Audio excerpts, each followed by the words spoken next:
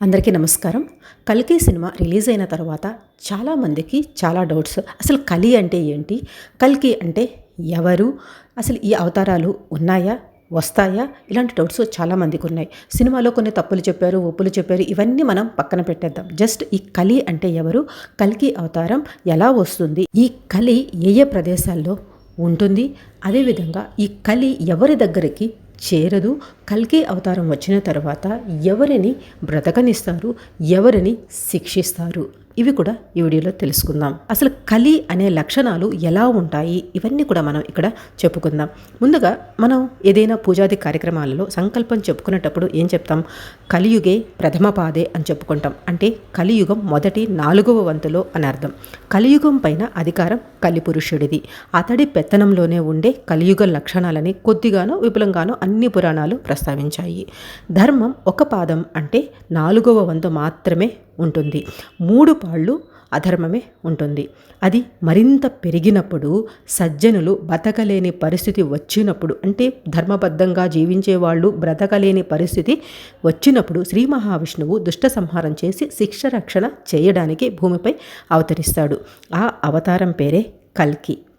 శంబల అనే గ్రామంలో విష్ణుయసుడు అనే సదాచార సంపన్నుడైన నైష్టిక బ్రాహ్మణుడికి సుమతికి జన్మించి పద్మావతి అనే సింహళ రాజకన్యని వివాహమాడి తెల్లని గుర్రాన్ని అధిరోహించి ఖడ్గం ధరించి దుష్ట సంహారం చేస్తాడు, భూభారాన్ని తగ్గిస్తాడు. ఇది పురాణాల అన్నింటిలో నుండి కూడా క్లుప్తంగా మనకి చెప్పేది. ఈ అవతారం కలియుగం చివరిలో వస్తుందన్నమాట. అంటే త్రేతాయుగం చివరిలో రామావతారం, ద్వాపర యుగం చివరిలో కృష్ణావతారం వచ్చినట్లుగానే కల్కి ఎప్పుడు అవతరిస్తాడు? కలి విజృంభించినప్పుడు కల్కి అవతరిస్తాడు. యుగాంతంలో. యుగాంతం అనగానే సృష్టి అంతా జలమయమైపోయి ఏమీ లేని స్థితి అని అర్థం కాదు. కలి లక్షణాలు కలవారు, కలి ప్రభావితులు సమసిపోతారు. కృతయుగంలో ఉండదగిన వారు మాత్రమే మిగిలి ఉంటారు.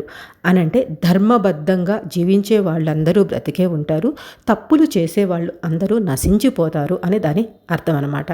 అసలు కలి లక్షణాలు అంటే ఎలా ఉంటాయి అనంటే, పరీక్షితు పరిపాలనలో చేస్తున్న కాలంలో కురుజంగాల దేశాలలో పర్యటిస్తూ ఒంటి కాలుతో సంచరిస్తున్న వృషభ రూపంలో ఉన్న ధర్మదేవుడు గోరూపంలో ఉన్న భూమాతలను సంభాషణ విన్నాడట. గోమాత కన్నీరు కాచడానికి కారణం ధర్మదేవుడు అడిగారు. దేహం వ్యాధిగ్రస్తమై ముఖం వాడిపోయి ఉన్నావు, బంధువులకి ఆపద కలిగిందా? 3 కాళ్ళు లేని నన్ను పట్టించుకుంటారనేసి బాధపడుతున్నావా? ఇక ముందు లోకమెట్లా ఉంటుందో తలుచుకొని దుఃఖిస్తున్నావా అని గోవు భయానికి కారణాలని అడిగారట. అవి కలియుగ లక్షణాలు. యజ్ఞాలు లేక దేవతలకి హవిస్సులు అందవు. భర్తలు భార్యలను భరించరు. పిల్లలు తల్లిదండ్రులను పోషించరు. సరస్వతి చెడ్డవారిని ఆశ్రయిస్తుంది. ఉత్తమ విప్రులు రాజులకి సేవ చేస్తారు. ఇంద్రుడు వానలు కురిపించడు. దేశంలో న్యాయం నశించిపోతుంది. మానవులు ఆహార, నిద్ర, భయ, మైథునాల పట్ల మాత్రమే ఆసక్తి కలిగి ఉంటారు. నీచులు పరిపాలన చేస్తుంటారు. వీటిల్లో మీకు ఇప్పుడు ఎన్ని మీరు తెలుసుకోగలిగారు, అంటే ప్రజెంట్ జరుగుతున్నాయని మీకు ఇప్పుడు చెప్పిన వాటిల్లో ఏం జరుగుతున్నాయో మీకు అనిపించిందో వాటిని కమెంట్స్లో మెన్షన్ చేయండి. కలి ఉంటే ప్రపంచం ఎట్లా ఉంటుందో గోవు మాటల్లో తెలిసింది. ఈ లక్షణాలు మానవులలో కొద్దిగానైనా ఉంటాయి. అవి కృతయుగంలో నామమాత్రంగా ఉంటే, త్రేతాయుగంలో సగానికి సగం ఉంటే, ద్వాపర యుగంలో 3 వంతులు ఉంటే, కలియుగంలో క్రమక్రమంగా పెరిగి అవి మాత్రమే ఉండే స్థితికి చేరుకోవడం జరుగుతుంది. అప్పుడు కల్కి గుర్రం ఎక్కి వచ్చి కత్తితో దుష్ట సంహారం చేస్తాడు. అది ఎప్పుడు? గో వృషభ సంభాషణలో కలియుగం ఎప్పుడు మొదలైంది అని తెలిసింది కదా.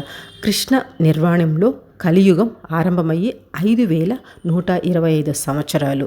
ఇదంతా కృష్ణుడు శరీరం వదలడం వల్ల జరిగింది. నీవు కూడా ఒక్క కాలితో కుంటుతూ ఉన్నావు. కలిపురుషుడి ప్రేరణతో భయంకర పాపకృత్యాలని చేస్తున్న వాళ్ళ మానవులని అందరినీ కూడా చూస్తే దుఃఖం కలుగుతుంది.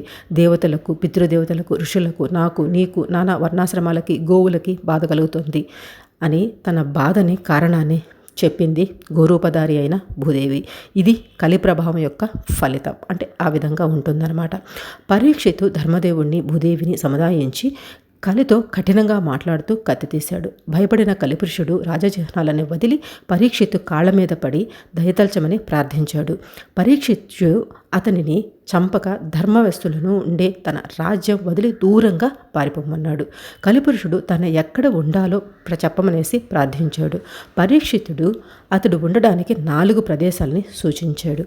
అవి జూదం, మద్యపానం, ప్రాణివధ, పరస్త్రీ వ్యామోహం ఉన్న చోట్ల అనేసి చెప్పారు. అవి చాలవు, మరికొన్ని కావాలని అడిగాడు కలి. బంగారం అనే 5వ చోటు కూడా కలికి ఇచ్చాడు. అంటే బంగారం ఉన్న చోటల్లా అని కాదు, బంగారంతో వచ్చే అసత్యం, గర్వం, కామం, హింస, వైరం అనే మరొక 5 స్థానాలను కూడా కలి నివాసాలుగా ఇచ్చారు. ఇప్పుడే ఇట్లా ఉంటే చివరి 4వ వంతు సమయంలో ఎట్లా ఉంటుందో అని భయం అక్కర్లేదు. ధర్మ మార్గంలో చలించే ప్రతి ఒక్కరికి కూడా కలిపురుషుడు దగ్గరికి కూడా రాడు. అధర్మ మార్గంలో ఎవరైతే ఉంటారో అలాంటి వాళ్ళని మాత్రమే చక్క చేస్తారు. ఆ అధర్మ మార్గాన్ని ఎవరైతే ప్రేరేపిస్తుంటారో, అలా చేయండి అనేసి ప్రేరేపిస్తుంటారో వాళ్ళని మాత్రం మట్టు పెట్టి కలికి రానే వస్తాడు.